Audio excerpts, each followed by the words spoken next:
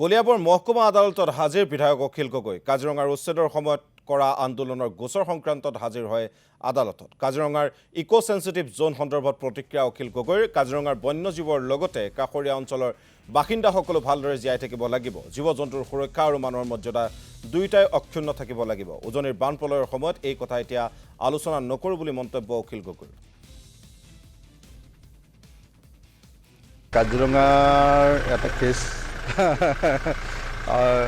আপোনালোকে সকলোৱে জানে যে এসময়ত কাজিৰঙা উচ্ছেদৰ সময়ত যি আন্দোলন হৈছিলে সেই আন্দোলনৰ সময়ত মোৰ ওপৰত কেইবাটাও গোচৰ তৰা হৈছিলে চৰকাৰৰ পিনৰ পৰা। তাৰপিছত আৰু এজন যে আপোনাৰ কি বৰা বুলি এজন RTI কৰা মানুহ আছিলে, কি নাম আছিলে,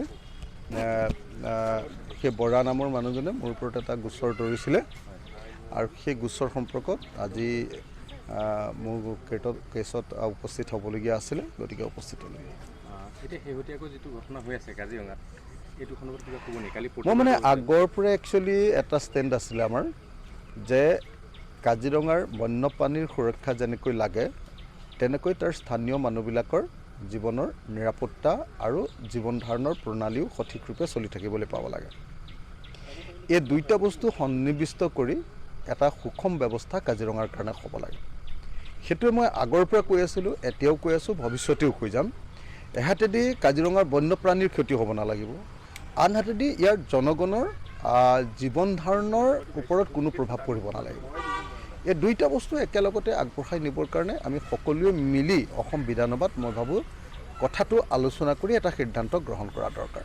কালি প্ৰতিবাদ হৈছে এইটো খণ্ডত আপোনাৰ বিৰুদ্ধেও। মোৰ বিৰুদ্ধে কিয় প্ৰতিবাদ কৰিলে মই নাজানো, কিন্তু বাকী দলবিলাকৰ বিষয়ে মই নাজানো একো। এইটো খণ্ডত মানে এই ক্ষেত্ৰত কাৰোবাৰ স্বাৰ্থ জড়িত হৈ থাকে বুলি ভাবে নেকি? এতিয়া মই এইটো বিষয় লৈ বেছি কথা পাতিব খোজা নাই, এইকাৰণে যে মোৰ বানপানীৰ ইছ্যুটো যাতে বিপথে পৰিচালিত নহয়, চৰকাৰে যাতে সেইটো সুযোগ ল'ব নোৱাৰে। কাৰণ চৰকাৰে 3খন জিলা বানপানী কৰি পূৰা খতম কৰি পেলালে, পূৰা। সেইটো কয়লা খনন, শিল খনন আৰু বালি খননৰ কাৰণে, অবৈধ খননৰ কাৰণে হৈছে, আৰু সেইটোত অসম চৰকাৰৰ মন্ত্ৰী আৰু বিধায়কবিলাক জড়িত। গতিকে সেই বিষয়টো যাতে তল নপৰে, গতিকে মই এই কাজিৰঙাৰ বিষয়টোত বেছিকৈ সোমাব খোজা নাই, এইকাৰণে যাতে সেই বিষয়টো তল পৰি এই বিষয়টো ডাঙৰ হৈ গৈ আমাৰ 3খন জিলাৰ মানুহ ধ্বংস হৈ যোৱা কথাটো যাতে পাতল হৈ নাযায়, গুৰুত্বহীন হৈ নাযায়, তাৰ কাৰণে একচুৱেলি মই বেছি ভিতৰলৈ বস্তু